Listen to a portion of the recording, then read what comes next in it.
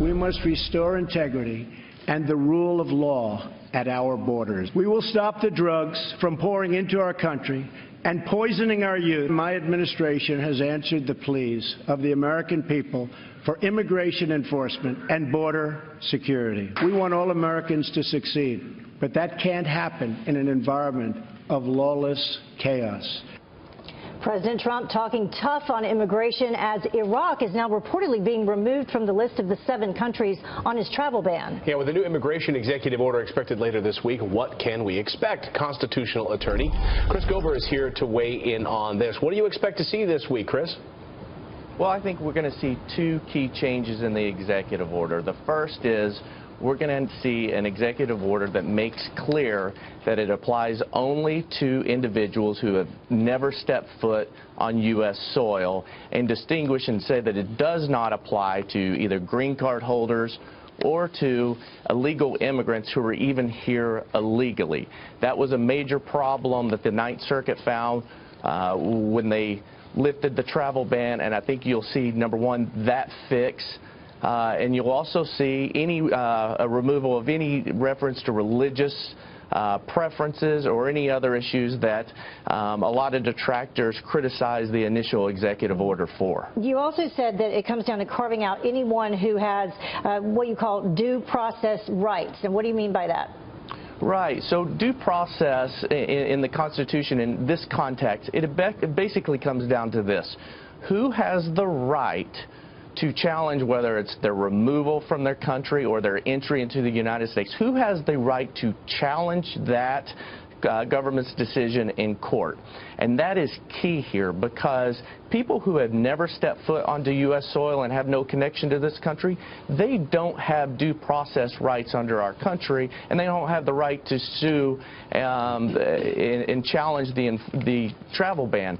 Whereas people who are here, even illegally, our courts have held that those are individuals that have due process rights, and thus that gives them the opportunity to challenge the travel ban in court. One of the things that the president said last night was by enforcing immigration laws, we can help the unemployed and make our communities safer. I don't think anyone would disagree with the community safer issue. But the unemployed, there's a lot of critics that say, look, Americans simply aren't doing these jobs that these companies are using these immigrants for. Right. I think one thing we're going to see, and this kind of is part of Trump's populist appeal. There are a lot of American people out there who are struggling, who understand and believe that part of their struggles are a result of our immigration problem and our country's lack of enforcing the immigration laws that we have in place. I think only time will tell with President Trump's changes and the implementation of these policies what kind of effect that has. But I think one thing from his language and the speech last night is it's going to appeal to a lot of the American people, not only people who voted for him and supported him during the election, but I think he brought a lot of other people over, onto his side of the fence last night who may have been on that fence. Can I ask you something, some new information that's come out this morning? It's being reported, as we said, that Iraq is now going to be taken off that list of the 7 countries. Based on everything that you just outlined for us, do you think that's the right thing to do?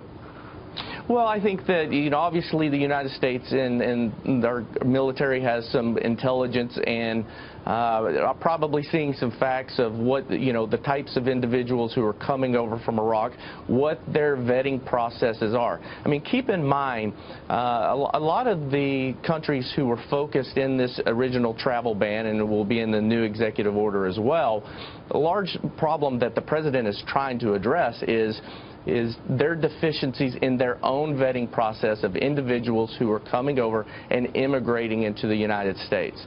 The original purpose of that travel ban, and according to Donald Trump, was to give our government the time to assess those policies and make changes that are necessary. And if they've taken a look at this and determined that Iraq has a sufficient vetting process in place, then that's great, and we can start narrowing the list of other countries we need to deal with.